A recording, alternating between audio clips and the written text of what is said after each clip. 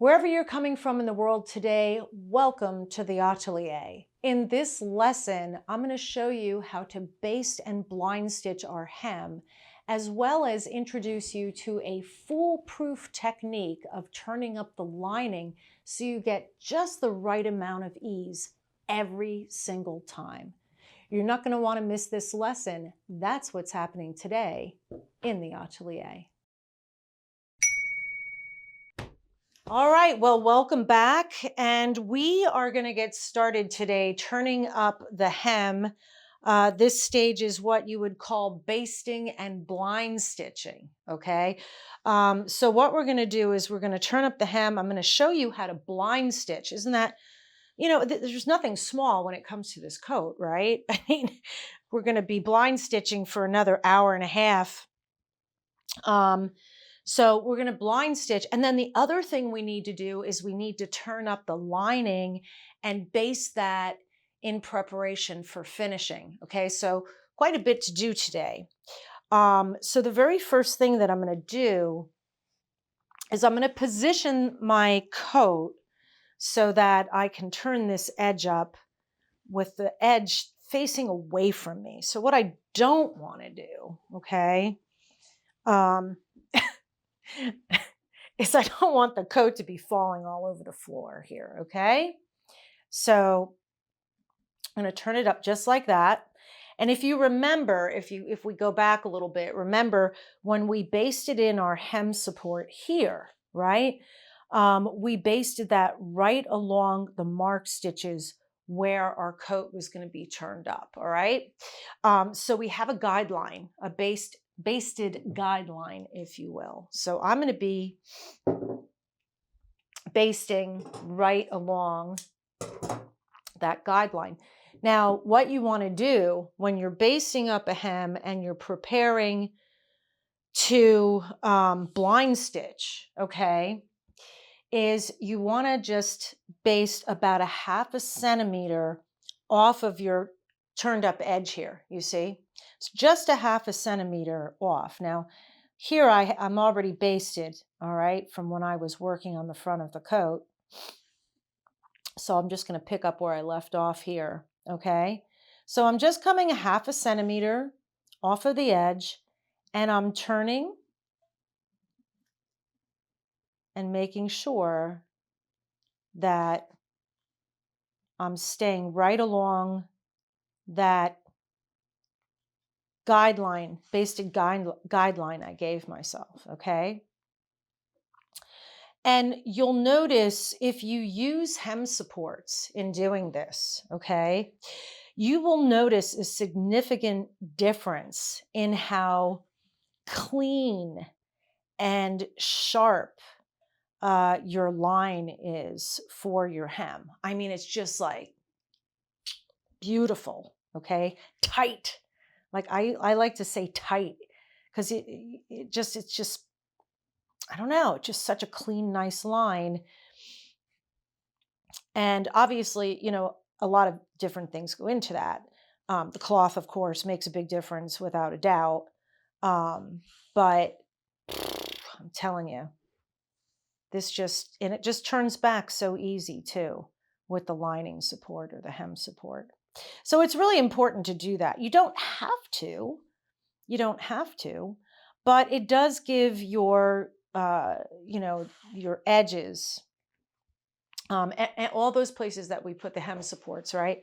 It really does help provide that stability and the support. That's why they call it a hem support, right? To those areas, which is really important. So here we're just going to baste as quickly as we can and get this based in accurately, right? A nice accurate baste. I'm keeping my basting stitches, not tiny, but small enough because I want to hold this hem in pretty securely. Because once I'm done basting this, right, I'm going to press it, make sure it's not tight. Obviously, that's a good habit that we've fallen into now, I hope.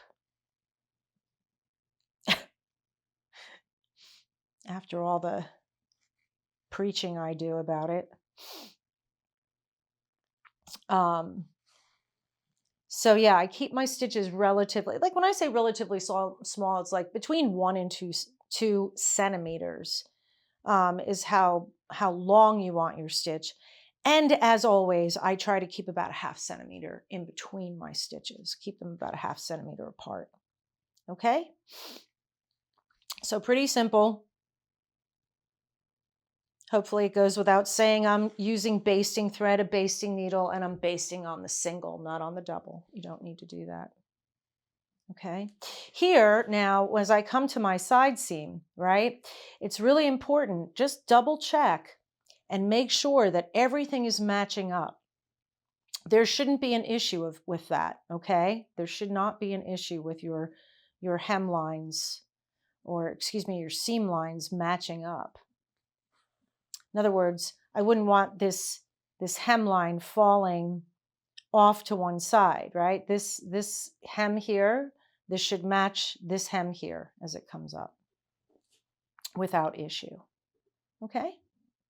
And the reason I say that is because this coat, it's not necessarily rounded at the bottom, okay?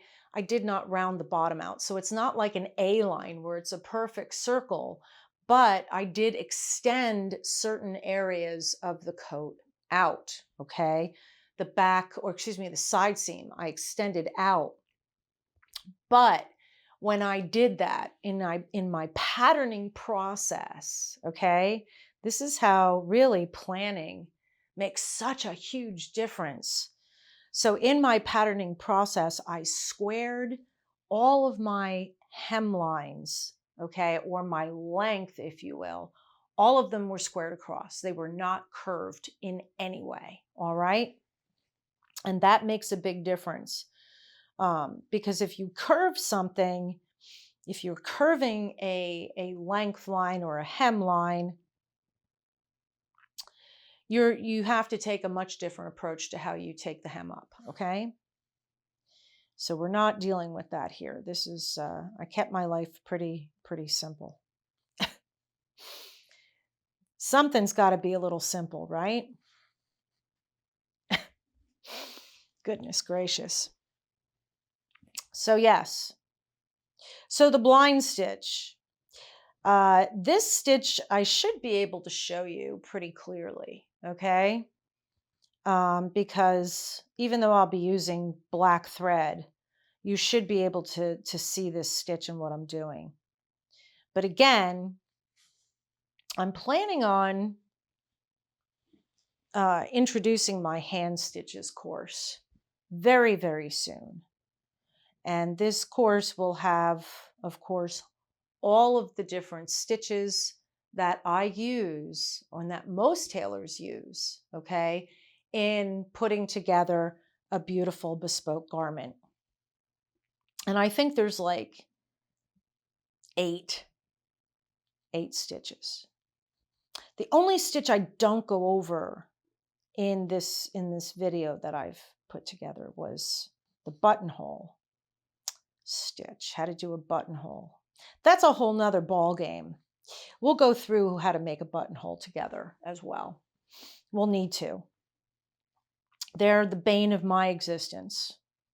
I never feel like, even though a lot of people tell me contrary to my own opinion, I feel like my buttonholes always suck.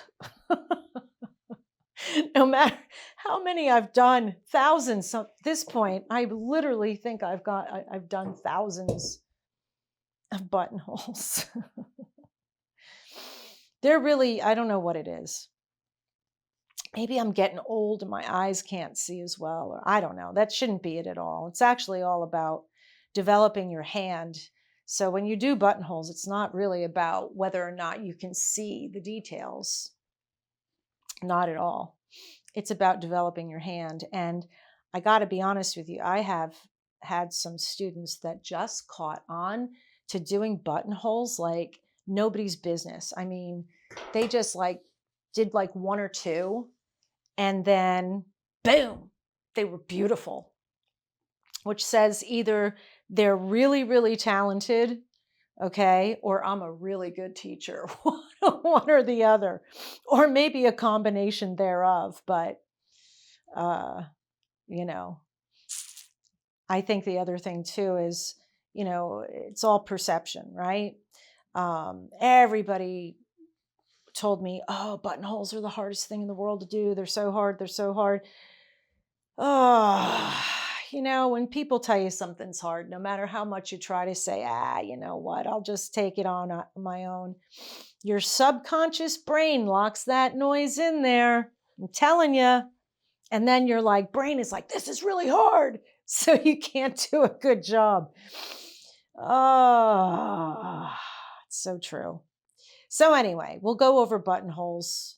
We'll do a whole class on buttonholes, okay? A whole separate lesson so that I can show you all the little tips and tricks I've picked up over the years to make them much, much easier than how I learned, right? It's all about experience and finding not a different way to do it by any stretch of the imagination. I am not the kind of person that wants to mess around with tradition, right?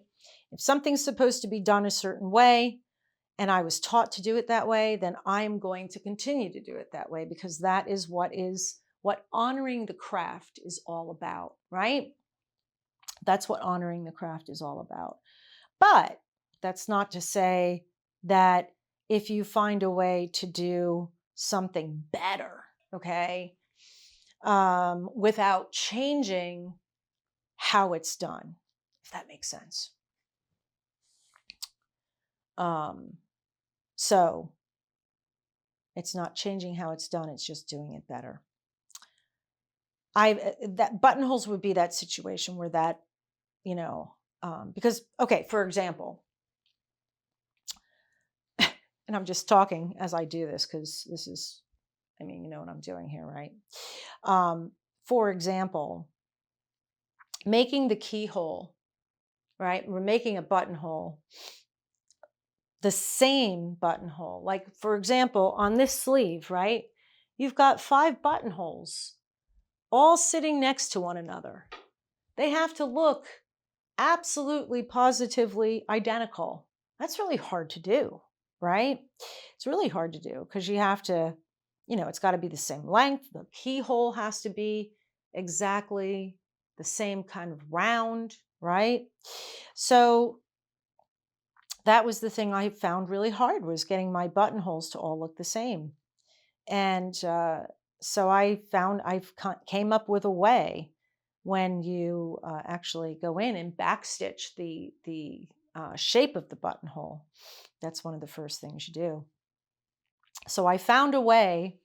I used my crazy accounting math skills, right? I used to be an accountant years and years ago before I decided to do tailoring. And so I used my crazy analytical skills to come up with a way, a blueprint, if you would, for making a buttonhole identical every single time. And it worked. And it really helped accelerate my buttonhole making skills. And it made it much, much easier for my students who were learning at the time as well. So that's what I mean by I didn't change how it was done. I found a way to do it better. And I think that that's what we all should try to do when we're working in a beautiful craft like this, right? We have to find ways that we can do it easier for ourselves, right? Easier for ourselves without changing the whole kit and caboodle around. All right, so I'm just about finished up here with all my yapping today. I'm in kind of a yappy mood. Don't know why. I don't know. A yapper. Okay, get through this here. And we're going to, guess what? Guess what we're going to do? We're going to give it a little press. That's right. Okay. So we get a nice, hard, sharp, tight, tight line here. Okay.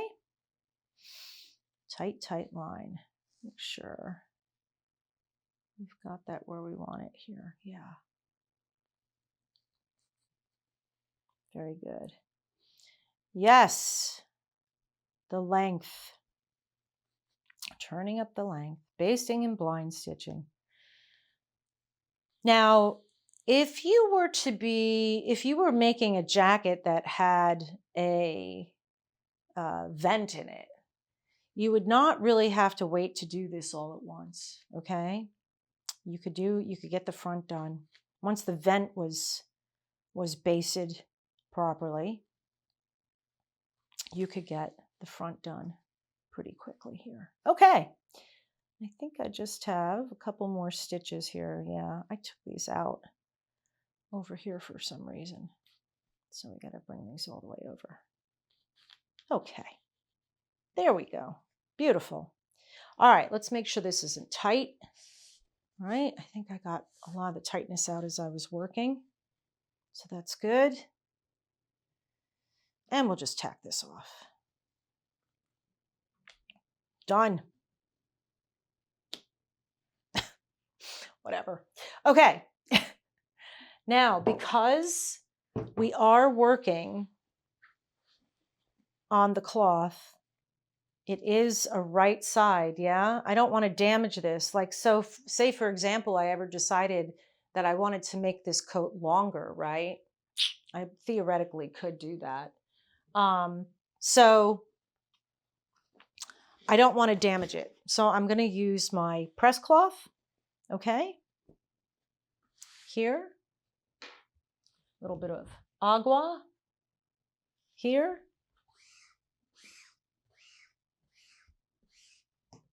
And give that a nice press. Nice and tight.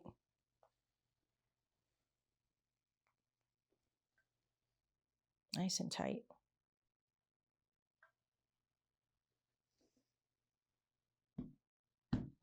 My iron's not quite as hot as I usually get it. I came in and I just started working away right away this morning.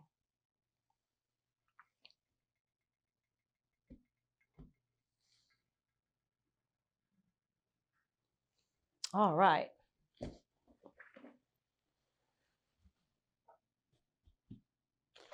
Trying to hold this coat up with my my tummy. With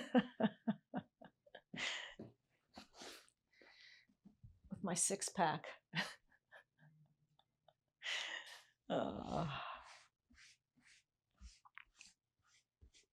All right.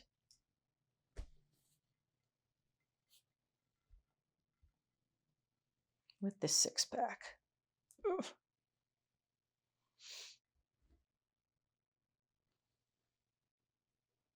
It's like applesauce. Okay. Boy, I'm in raw form today, ladies and gentlemen. Raw form. All right, so you see now that we've got a little under our belt here, you see how nice and, look at how tight that is. Can you see how tight? Thin, it's thin too. Just thin and tight. Nice, clean line. Just as straight as could be, right? That looks beautiful. Just beautiful. All right, so let's finish pressing it the rest of the way here. All right, makes a big difference. It makes a big difference to press this before you go in and blind stitch it. It really does. It helps to, you know, hold the length in place nicely. The lining. If there's any wrinkles in the lining.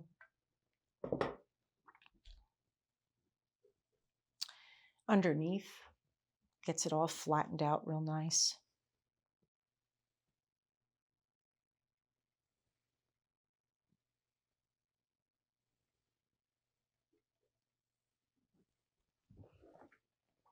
All right.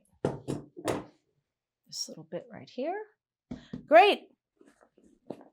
Now, there is such a thing as a blind stitch machine. So if you have the financial resources and the space to invest in a blind stitch machine, you can do so. And then obviously you can get this done in probably a quarter of the time that it takes to do it by hand. I unfortunately don't have room for something like that. My atelier is, well, I shouldn't say it's small, but it's a little jam-packed in here. And I don't even have my other machine, which is my serger. I don't even have that in here. It is packed away right now, so I'm not quite sure where I will put it. All right. This is no good. Let me fix this. It's got a big wrinkle here. No. No. No. All right. So blind stitching. What we're doing when we blind stitch, okay, is we're just picking up like not even a thread, like a fiber, okay, of the cloth. So let's do this. Let's see how I can position this beautiful coat here so that you can see what I'm doing and I can work efficiently here, yeah? Without it falling all over the place and us wrinkling it all up, okay? Let's see what I can do here. You go there. Because again, I think this is going to be one of those situations where you honestly are not going to want to sit here and watch me do this for a half hour. It's very redundant. And I promise, I don't think I ever did make that promise that I wouldn't torture you. I don't think I did, actually. So I reserve the right to torture you if I want, but don't think that's necessary.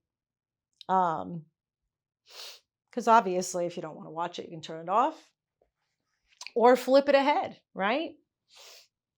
Just say, the heck with you, Marlene. I'm shutting you off. You're out of here. I'm done. All right, so what am I doing? I've got my machine thread that I'm using in black, okay? And I've got a relatively small hand needle, okay? And I've run it through my beeswax, and I am now going to press that off. All right, now why? Why? Because this thread, this machine thread, is pretty thin, okay? We don't want to use hand silk because that's a bit too thick. And we want this stitch to be undetectable, all right? So we want to use a very small piece of thread or a very thin piece of thread, okay? And what the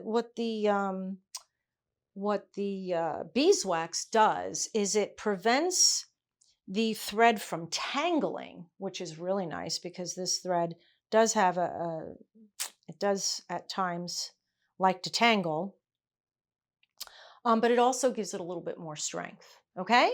So that's helpful. All right, so what I'm gonna do, so if you look at how I'm holding this, and I hope it's not too confusing. Let's see if we can, hold on one sec. Let me see if I can slide this iron out of the way a bit. Yeah, let's get that over there.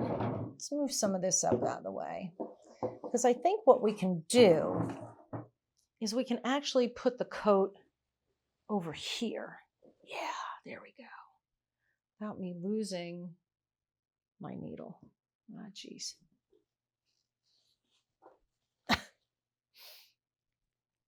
Yeah, I did. I just lost it. That's all right. We'll get another one. I'll put this over here so that it doesn't look so confusing, because this plaid, for the love of God, can make your eyes go bonkers. So let's get this put together here nice. There we go. That's a little bit better. That's much, much better. Okay. I lost my needle. That's all right. We'll get another one. Okay. This out of the way. Move this here. Ah, much, much better. Yeah? Can we see that nicely? I think so. All right. And I can tuck this under like that. All right. Let me find another needle here and get this put together. Poor planning on your friend Marlene's part here, eh? I'll end up stepping on that needle later. Oh, right? Jeez. It happens. It happens. And the worst thing is my atelier, okay, has a rug, has a carpet. So the needles just get buried. You can't even find them until you step on them.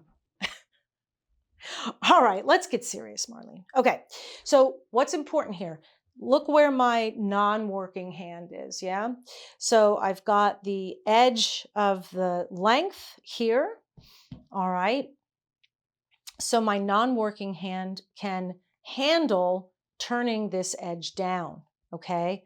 So what I want to do is I'm going to turn this edge down probably about a quarter of the length. So maybe like this is 6 centimeters. So probably about 2 centimeters. I'm going to turn this down when I do this. Okay. So what I'm going to do right here is I'm going to tack off. I'll use the canvas. Okay. Because that's a good anchor point to tack this off a couple of times. Real nice here. Okay. Just like so. So that's tacked off real nice. Okay, let me get a couple stitches in just to get started, okay? And then I'll show you. I'll get this right in the camera here. Don't even think about it, buddy. All right, so look here. What I'm doing, I'm going to fold this down, that 2 centimeters. It's going to give me a little bit of a hard time because I've cross-stitched here, okay? All right. So, you know what? Let me do 1 or 2 stitches and just get away from that area really fast, okay? Just do 1 or 2 little stitches here and get away from that so that you can really see what I'm doing. And then I'll show you. Yeah, because I really don't want to have to fight that at all. Okay? All right. So what I'm doing is I'm coming in to my cloth here, okay?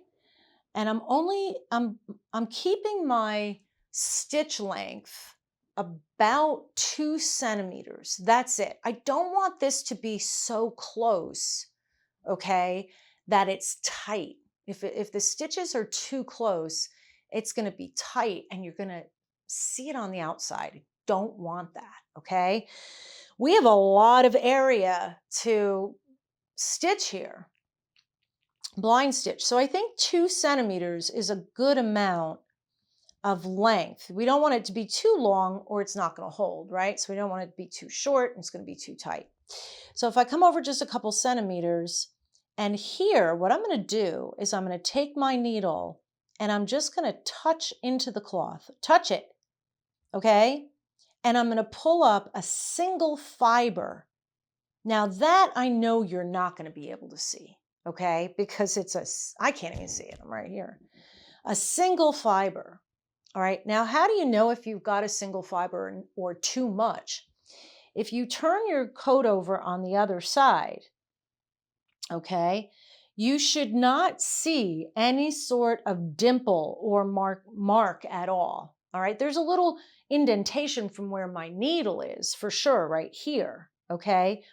But if you picked up too much, you would see a dimple, all right? Don't want to see that, all right? So this is nice and clean. I can't tell other than my needle is there, all right? And then what I'm going to do is I'm coming into the fold, okay? I'm coming down from where I folded this down, the two centimeters, about a half centimeter down. Okay. And then I just follow through with my stitch, just like that. All right. So now I've caught that single fiber. And you're like, well, wait a minute, Marlene. Is that going to be strong enough to hold this whole hem up? And the answer is, heck yeah, it is. Yeah, it is. And that's why we're only going, we're only coming down a couple centimeters, and we're not making this stitch super, super long. Okay. This cloth, this is English cloth. Literally, this is the brand, the company's name is English Cloth. This cloth is made in Huddersfield, England. So my good buddies at English Cloth have treated me very well over the years, and their cloth is just extraordinarily beautiful. Huddersfield, and if you want, there's actually a one other thing. Sorry, before I get too babby here. One other thing about this stitch that's really important is you don't want it to be tight. My stitches are a little tight here because I'm gapping away today and I'm not paying attention here. Okay, so we don't want these stitches. You don't want the stitch to actually come and touch the cloth, because if I turn this back, you can't really see. You'll see there's like the stitch here is here, but you don't want this to be like all gathered up. All right. So I'll do another stitch here for you so you can see. But I'm not even allowing the stitch to, I'm not pulling it so tight that it touches the the fold here. Okay. I'm just leaving it loose. That's really important. Leave it loose. Okay. Just like that. You see? See how that's nice and loose? It's just like a little loop. I can't quite fit my finger in there, all right? But definitely, you know, so it's maybe about, I'm leaving about a half inch of loopiness. Excuse me, a half centimeter of loopiness, if that makes sense. Okay. So anyway, but back to English cloth. So they make beautiful cloth. And if you want to see a really great podcast, I think I did it with them about a year ago, and it's on my channel here. And they really talk, they're really great guys, and they talk about why the cloth that's made in Huddersfield is so exceptional to all the other cloth made anywhere else in the world. And I think you'll find that discussion with them fascinating. And not only that, but they're really cool guys. And they do produce beautiful, beautiful cloth. Over the years, I've worked with a lot of different clothiers, but Sam and Gavin are by far two of one of my most favorite people in this industry. They've been very good to me. They've been very good when I had the American Bespoke Tailoring Academy. They were very good to my students. And so I'm very loyal to them. So jump on over and check them out if you want to see what kind of cloth they have. But anyway, getting back to, so the cloth is so strong, yeah, that picking up a single fiber is all it takes to hold this hem up. All right, so hopefully you got a pretty good view. Let me do a few more stitches so that I'll work my way over to this first seam here, okay? I'll just work my way over to the first seam. So you get a really good idea of how this is done. It's not a fast process. I mean, maybe there's some tailors out there that can do this really fast. I'm not really fast at this stitch. I tend to take my time and be very deliberate so that I don't see anything on the outside. So I just kind of take it easy. I'm not rushing, if you will. So yeah, so I'll work my way over to the seam here. So the type of cloth you use for anything is extremely important, right? Because if you use crappy cloth, you're just going to end up with a crappy garment. So, you've got to try to find the best cloth you can. The issue really becomes is, how do you know whether you have crappy cloth or good cloth? Well, get your hands on some good cloth first, right? So you can, like I said, find some cloth made in Huddersfield. There's lots of other companies too besides English cloth, but um, that you might know of and might work with already. Um, but none of these cloths are really, it's rare to find them in a fabric store, if you will. You have to go through a private, either a dealer here in the United States that has the relationship. Or there's some companies you can work with directly, like English cloth you can work with directly, which is really nice because you get the cloth a little cheaper. You're kind of almost paying wholesale, if you will. Okay. All right. So here we're just going to keep boogieing on along, keeping a nice fold here at 2 centimeters. Okay. Very good. All right. So as I get over here to this,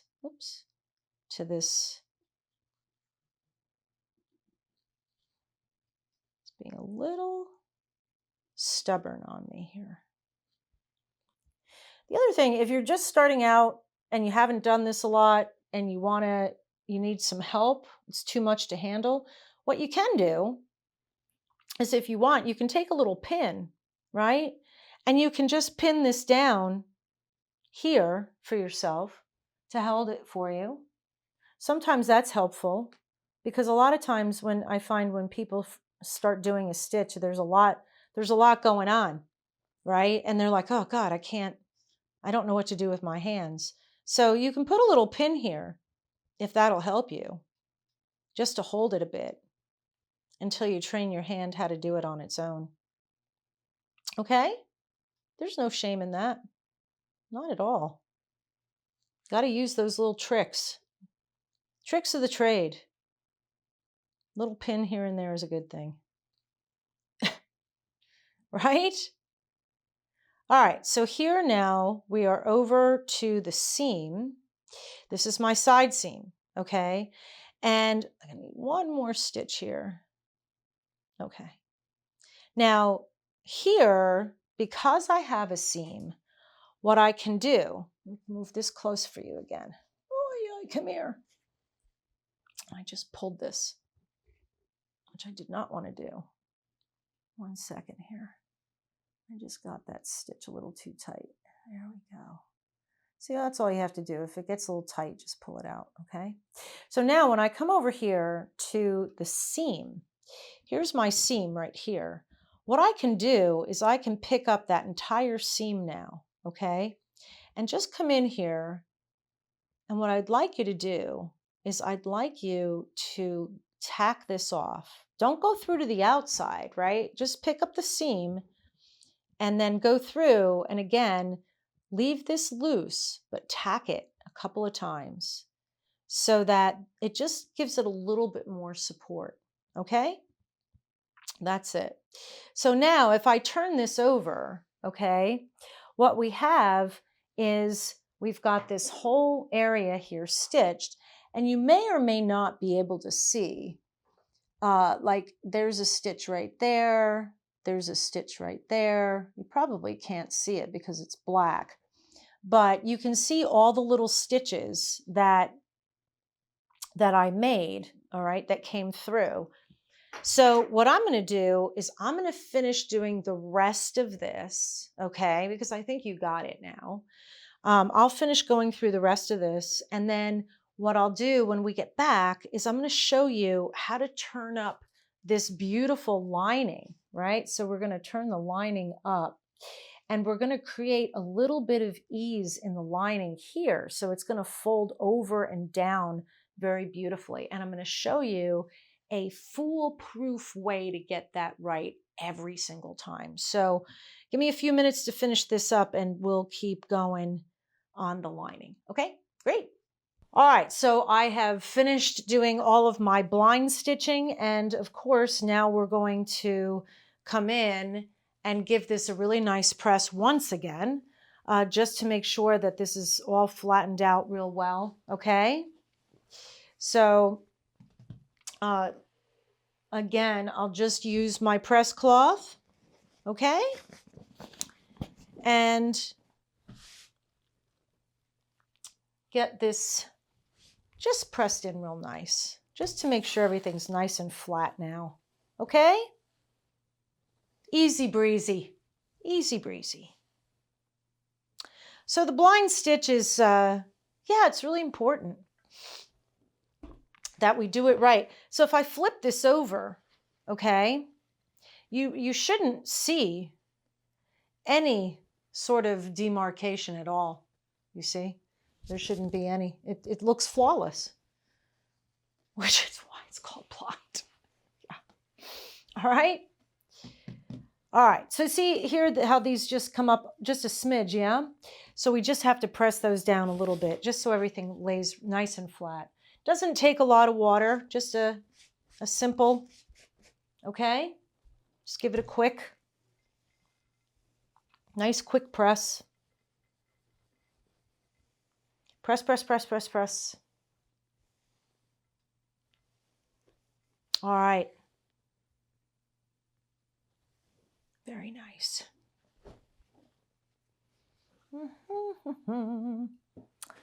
Don't like that there. Let's get that out. Let's press that a little bit more here. Just wrinkled that up a little bit. No wrinkles.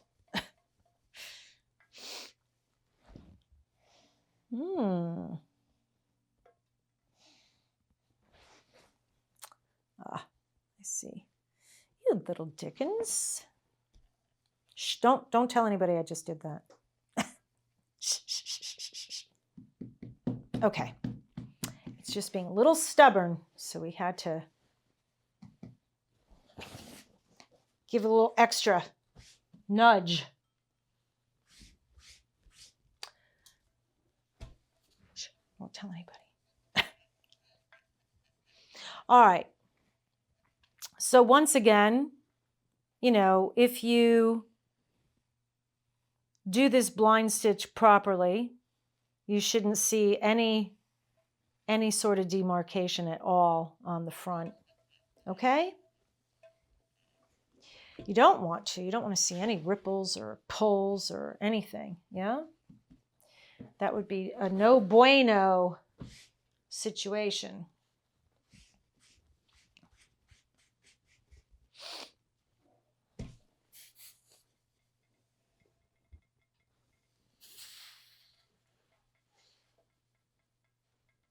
A no bueno. But this is a bueno.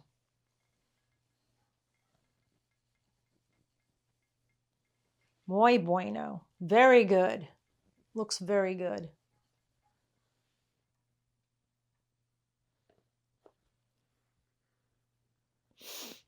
Constantly with this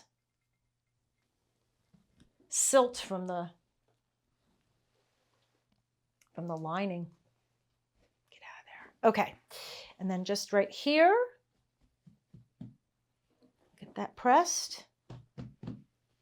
We'll be all good.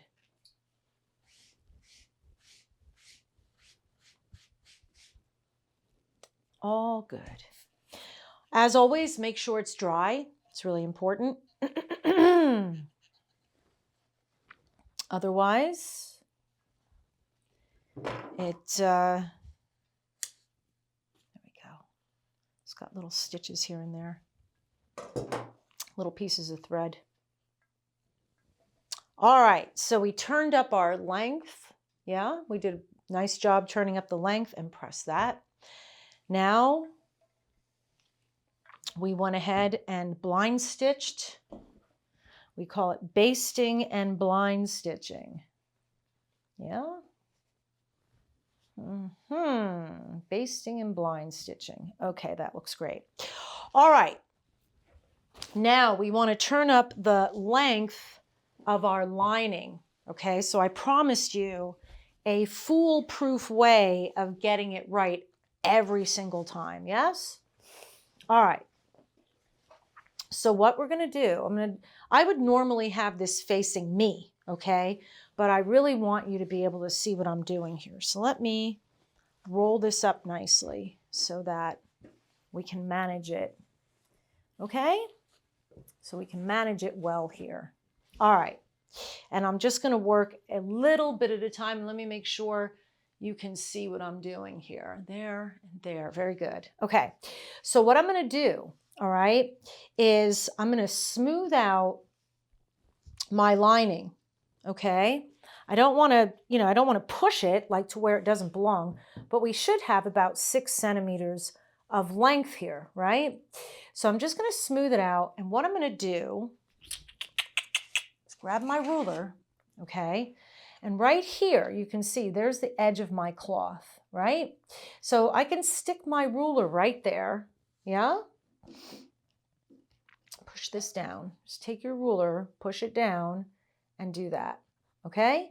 And what I'm going to do is I'm going to slip my chalk in between the ruler and the cloth, okay? Like so. And I'm going to chalk a nice straight line. Isn't that lovely? Just move this like so.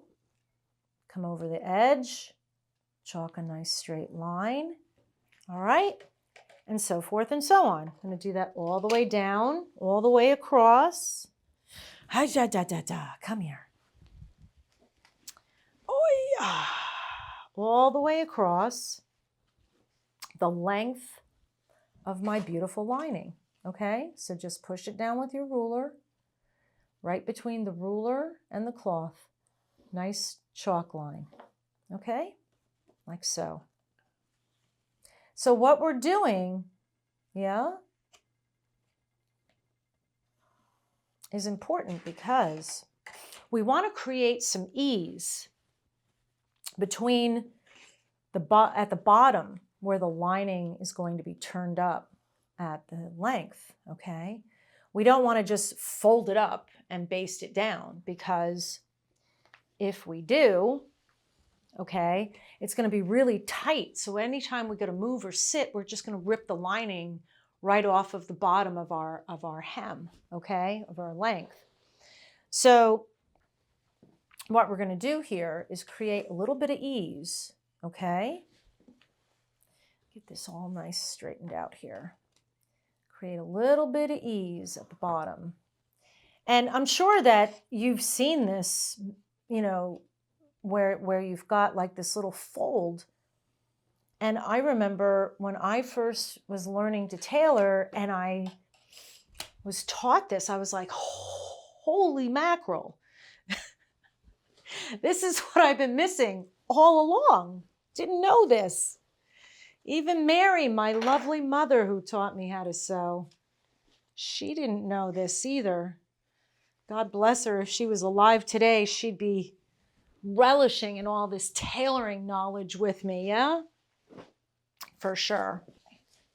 So what I'm actually going to do is I'm going to position this in front of me here like so, okay? Like so. Now, the next thing that we have to do, we drew the line on our lining, okay? Now, the next thing we have to do is we have to draw a line somewhere within our length, okay? So my length, my inlay here, if you will, okay, is 6 centimeters wide, okay? So I'm going to come up 3 centimeters and I'm going to draw a line across my cloth here, okay? 3 centimeters up from the length, okay? Here, like so. All right, 3 centimeters up. Nice, beautiful, straight chalk line. Yeah? all the way across. Make sure it's nice and even. You don't want this to be uneven. No, you don't want your lining to be all cockamamie on the inside of your coat or whatever you're working on. What are you working on, by the way? Nobody ever tells me anything. Nobody tells me what they're doing or what they're working on. It'd be fun to know. Well, a couple people have. But it would be nice to know. Yep. Okay.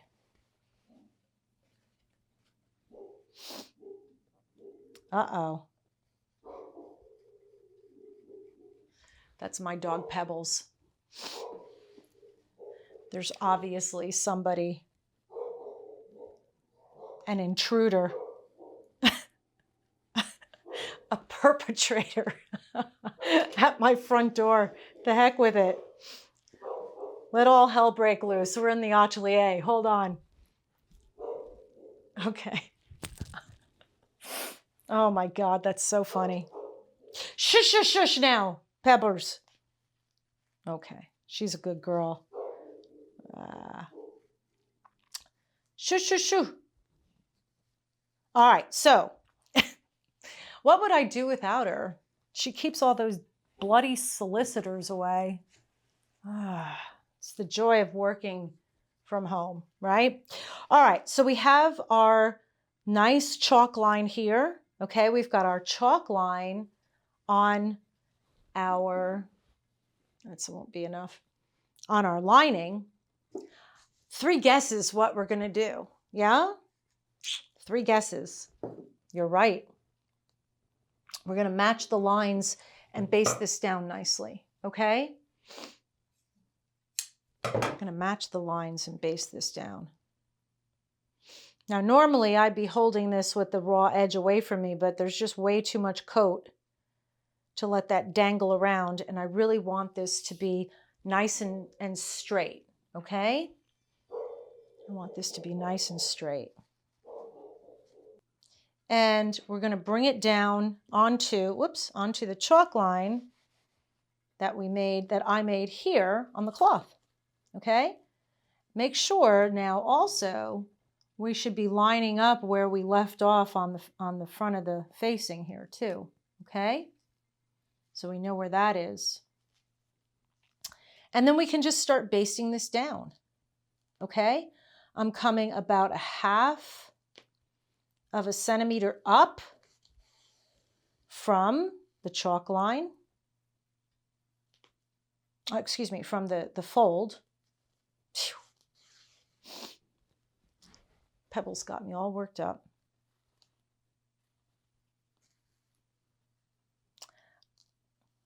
Okay, the other thing too, here's another really good hint. I always like to make sure that my seams, the seam on my lining, it shouldn't be even a problem, right? If we did everything right. The seam on my lining right here should match the seam on my coat, okay, on the cloth. So I like to pin it. Now, again, I need to double check, and actually, I probably need to move this over just a smidge because, come here, because I drew a straight line here, right? And so this should be coming straight down the front here and matching, which it does. This, you see this extra we have here? That is the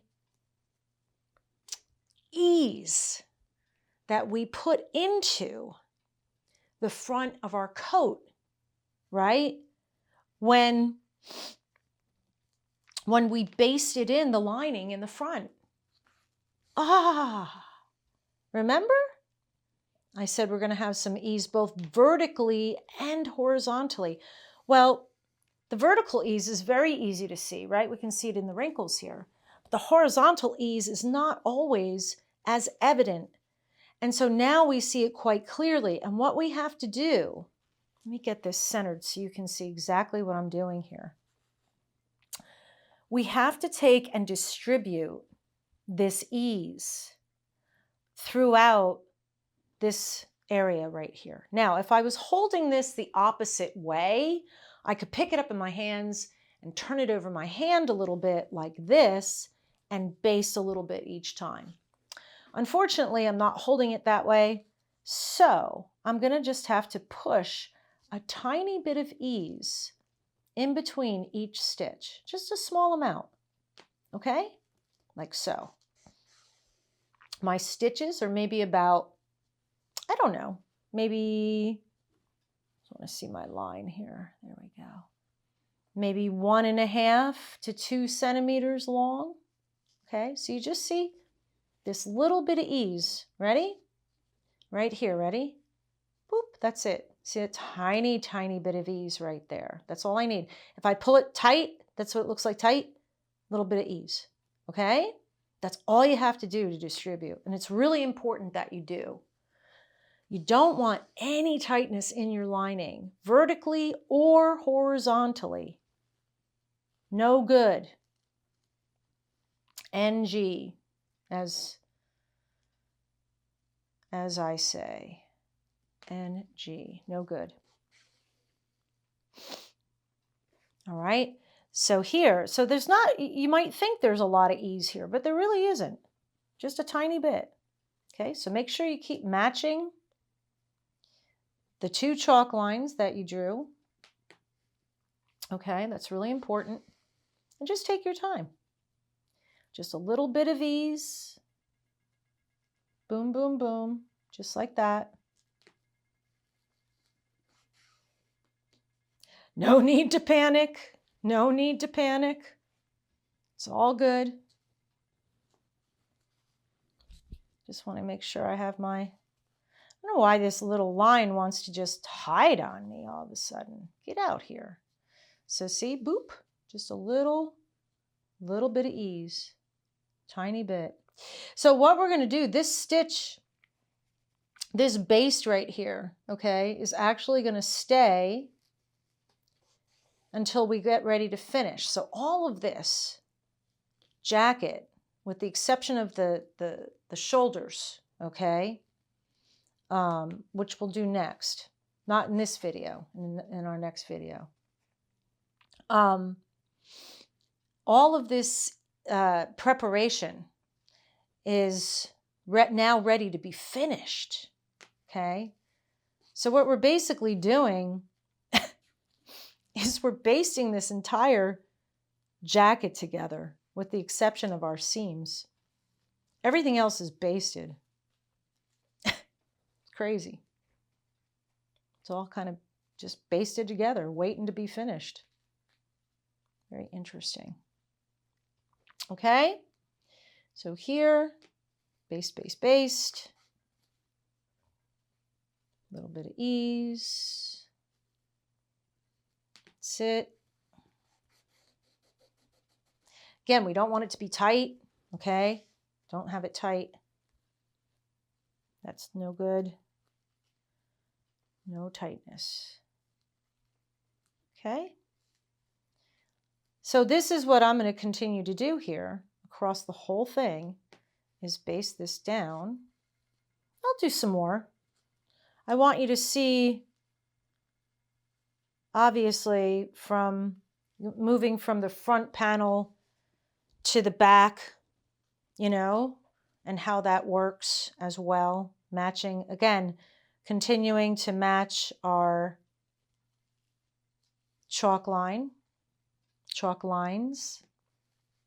continuing to put that little bit of ease in. Boy, that just looks so nice though, doesn't it? I'm loving it. I almost wish it was done right now. I wish I could wave a magic wand and it just be like finished.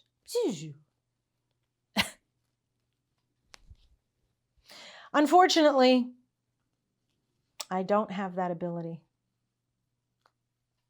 If I could wave a magic wand and get things accomplished,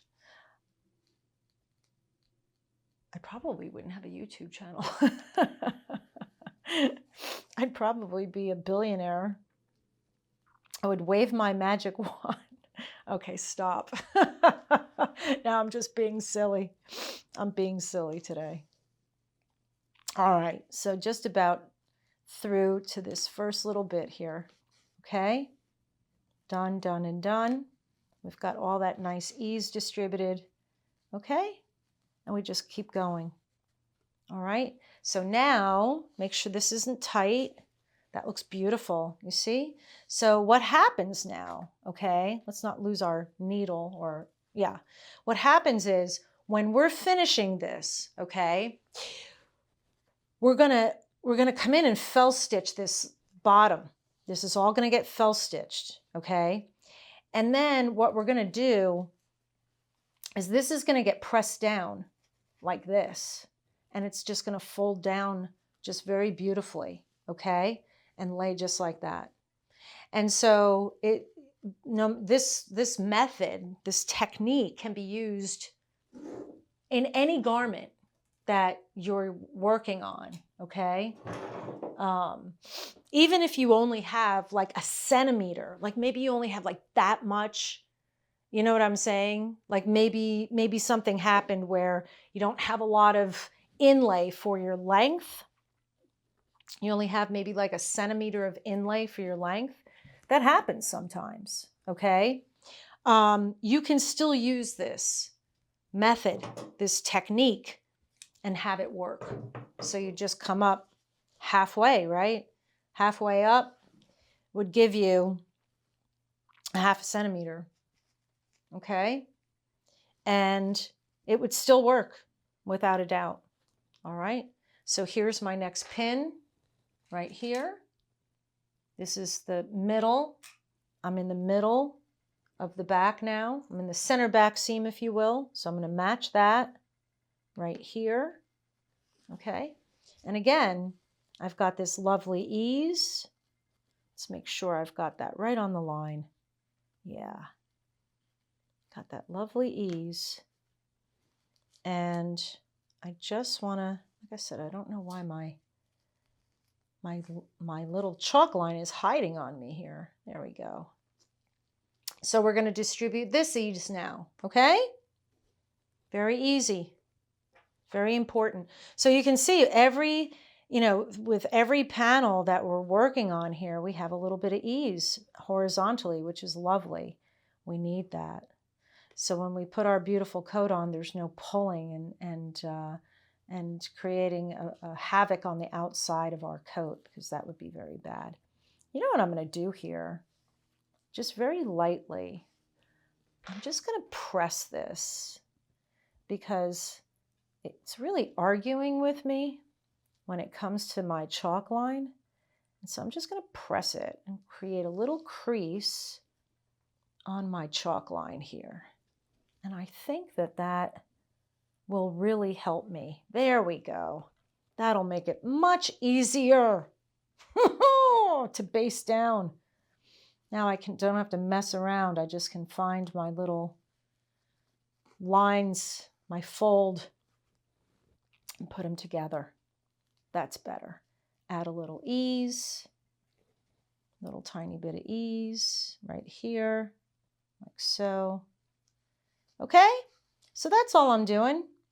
That's not too hard, just a little bit of patience, right? Hopefully I've given you a couple of interesting techniques to try on a project that you're working on, right? So I'm going to keep working on this, and you can see what it looks like. There's nothing more I need to do after I finish basting this down, okay? Other than move on to my shoulders. So I'm going to keep working on this and say goodbye for this lesson, all right?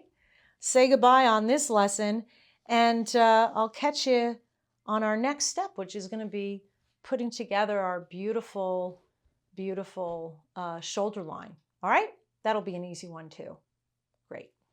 Thank you for joining me in the atelier today. If you've enjoyed this lesson, please do like, share, and subscribe.